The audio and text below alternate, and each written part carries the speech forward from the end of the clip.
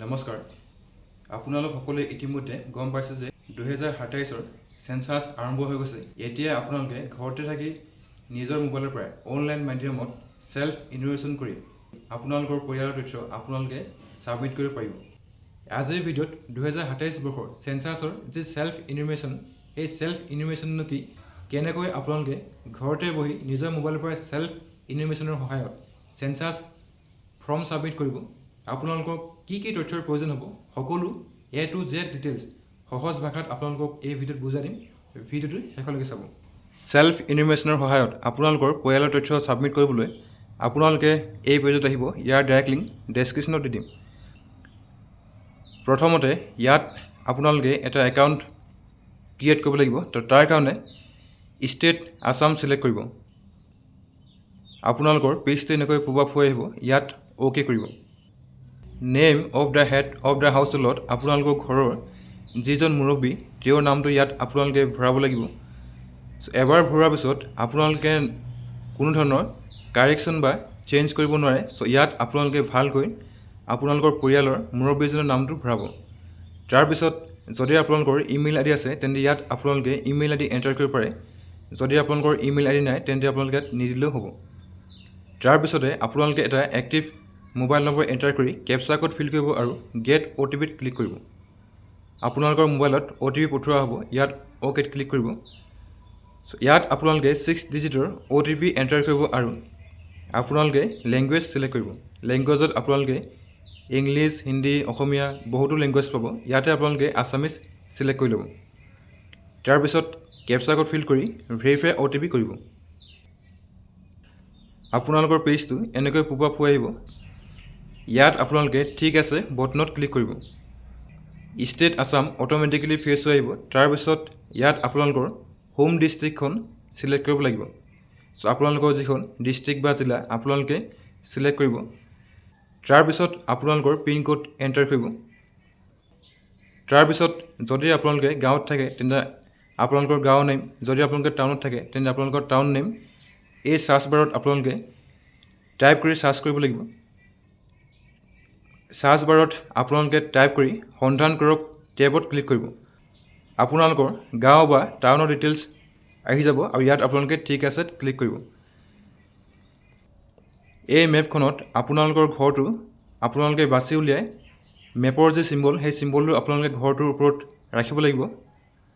মেপৰ চিম্বলটো আপোনালোকৰ ঘৰৰ ওপৰত ৰখাৰ লগে লগে আপোনালোকৰ যি ঘৰৰ লোকেশ্যন ইয়াত ফেচ হৈ আহিব। আপোনালোকৰ ঘৰৰ লংটিটিউড আৰু লেটিটিউড সকলো ইয়াত শ্ব' কৰিব। চ' যদি আপোনালোকৰ লেটিটিউড লংটিটিউড সকলো ঠিকেই আছে তেন্তে ইয়াত আপোনালোকে অৱস্থান সুনিশ্চিত কৰক ইয়াত ক্লিক কৰিব। তাৰপিছত ৰাইট ছাইডৰ কৰ্ণাৰত আপোনালোকে ছেভ কৰক আৰু আগবাঢ়ক এটা অপশ্যন পাব। ইয়াতে আপোনালোকে ক্লিক কৰিব। আপোনালোকৰ অৱস্থান সুনিশ্চিত কৰক পেজটো পপ হৈ আহিব। চ' আপোনালোকে এটা ডিটেইলছবোৰ আকৌ এবাৰ চাই ল'ব। তাৰপিছত হয় বটনত ক্লিক কৰিব। ইয়াৰ পিছতে আপোনালোকে লোকপিয়ল ঘৰৰ কিছুমান বিৱৰণ দিব লাগিব। প্ৰথম প্ৰশ্ন, লোকপিয়ল গৃহৰ মজিয়াৰ প্ৰধান নিৰ্মাণ সামগ্ৰী। ইয়াত আপোনালোকে আপোনালোকৰ ঘৰটো কেনেকৈ নিৰ্মাণ কৰা হৈছে ইয়াত আপোনালোকে চিলেক্ট কৰিব লাগিব। যদি আপোনালোকৰ ঘৰটো কেঁচা বা মাটি তেন্তে আপোনালোকে মাটি চিলেক্ট কৰিব। যদি আপোনালোকৰ ঘৰটো পকী ঘৰ হয় তেন্তে ইয়াত আপোনালোকে পুৰা ইটা চিলেক্ট কৰিব পাৰে। বা যদি আপোনালোকৰ ঘৰটো কাঠ বাঁহেৰে বনোৱা তেন্তে আপোনালোকে কাঠ বা বাঁহ চিলেক্ট কৰিব পাৰে। তাৰপিছত আপোনালোকৰ লোকপিয়ল গৃহৰ বেৰৰ প্ৰধান নিৰ্মাণ সামগ্ৰী। আপোনালোকৰ ঘৰৰ যি বেৰ কেনেকৈ আপোনালোকৰ বনোৱা আছে, যদি আপোনালোকৰ বাঁহৰ ঘৰ আছে তেন্তে আপোনালোকে ঘাঁহ, খেৰ বা বাঁহ আদি চিলেক্ট কৰিব। যদি আপোনালোকৰ ঘৰটো পকী ঘৰ হয় তেন্তে ইয়াত আপোনালোকে পুৰা ইটা চিলেক্ট কৰিব।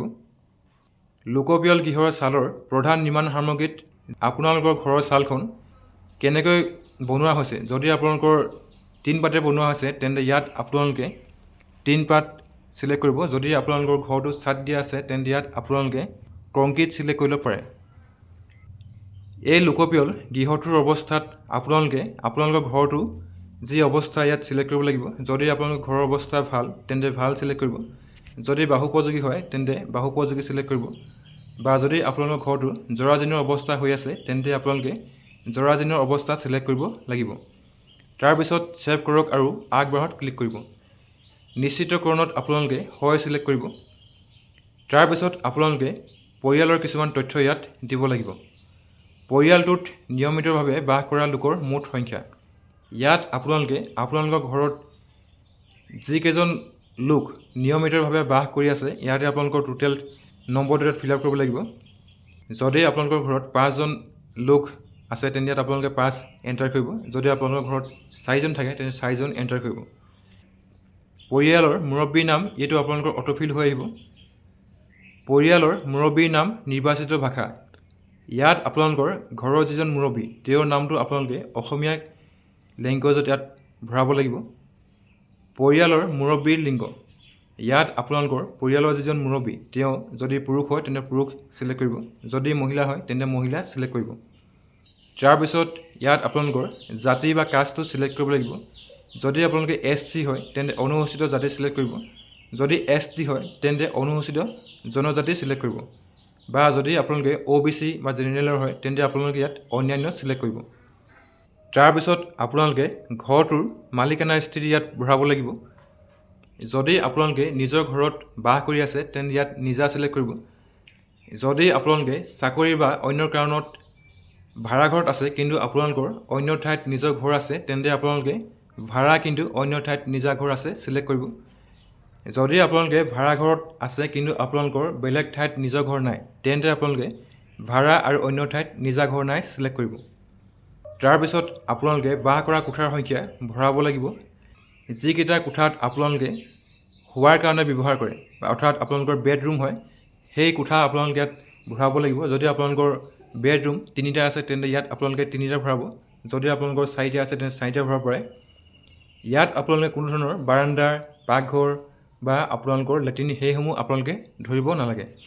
তাৰপিছত আপোনালোকে পৰিয়ালটোত বাস কৰাৰ বিবাহিত দম্পতীৰ সংখ্যা ইয়াত ভৰাব লাগিব।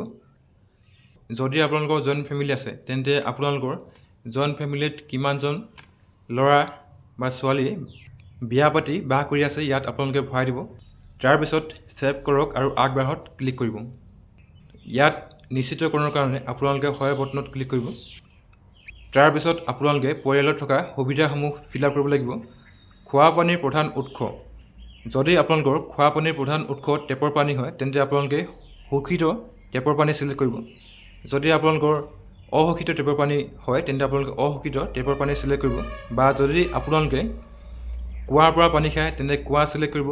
যদি টিউবৱেলৰ পৰা পানী খায় তেন্তে আপোনালোকে দমকল চিলেক্ট কৰিব পাৰে। যদি আপোনালোকে নলী নাট আদিৰ পৰা পানী খায় তেন্তে আপোনালোকে নলী নাট চিলেক্ট কৰিব পাৰে।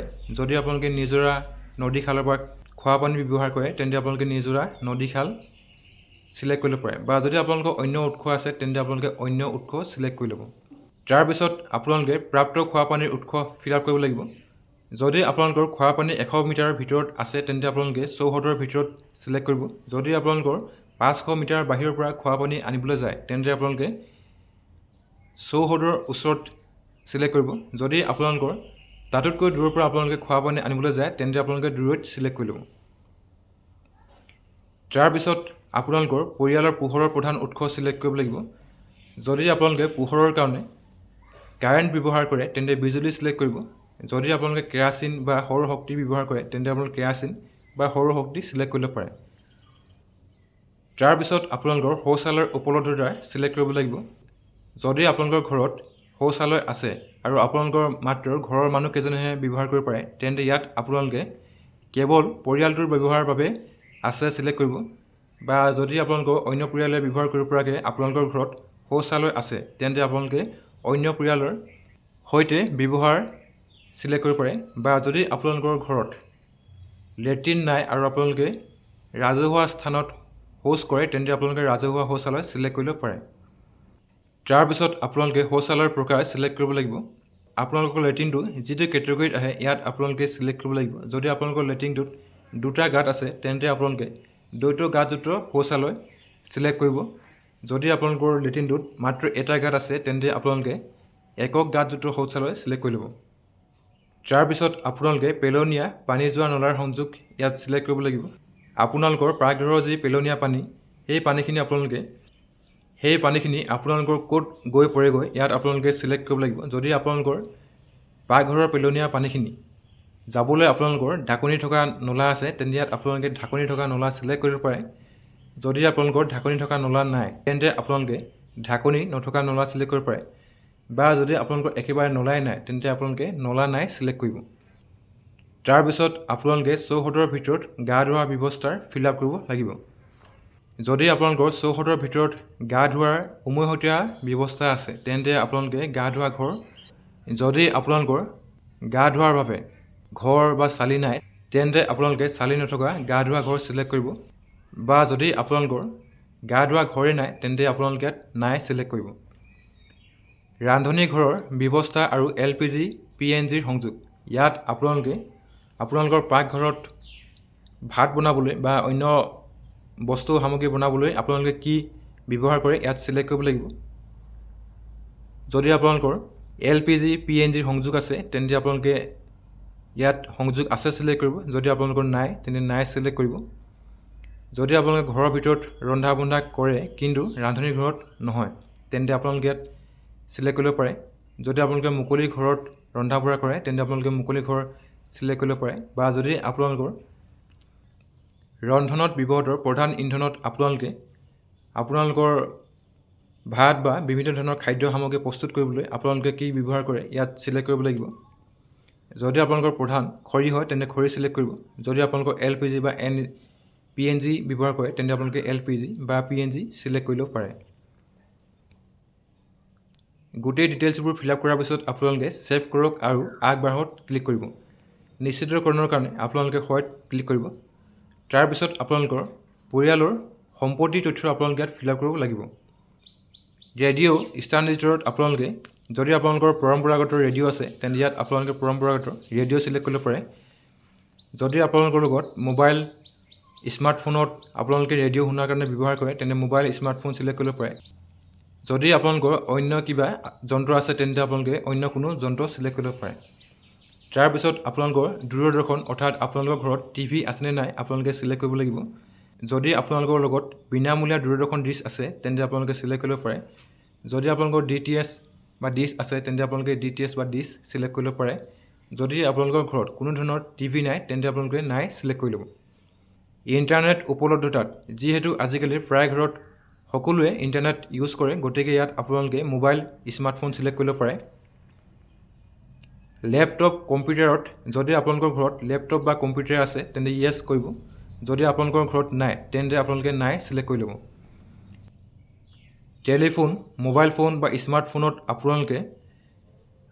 আপোনালোকৰ লেণ্ডলাইন আছেনে নাই ইয়াত যদি আপোনালোকৰ লেণ্ডলাইন আছে তেন্তে আপোনালোকে কেৱল লেণ্ডলাইন চিলেক্ট কৰিব। যদি আপোনালোকৰ ঘৰত লেণ্ডলাইন নাই কিন্তু আপোনালোকৰ স্মাৰ্টফোন আছে তেন্তে ইয়াত আপোনালোকে স্মাৰ্টফোন চিলেক্ট কৰি ল'ব।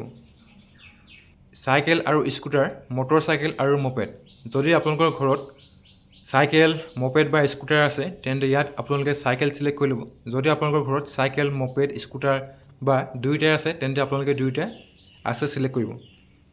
কাৰ, জীপ, ভেনত যদি আপোনালোকৰ ঘৰত কাৰ, জীপ, ভেন আছে তেন্তে আছে চিলেক্ট কৰিব। যদি নাই চিলেক্ট কৰি ল'ব।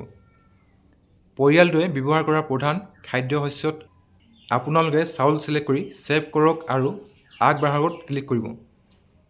নিশ্চিতকৰণৰ কাৰণে আপোনালোকে হয়ত চিলেক্ট কৰিব। তাৰপিছত আপোনালোকৰ ফৰ্মৰ প্ৰিভিউ আহিব।